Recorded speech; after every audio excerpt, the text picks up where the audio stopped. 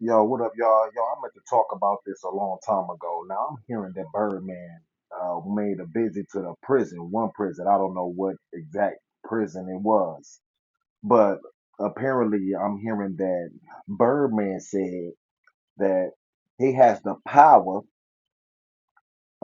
to help them out, right?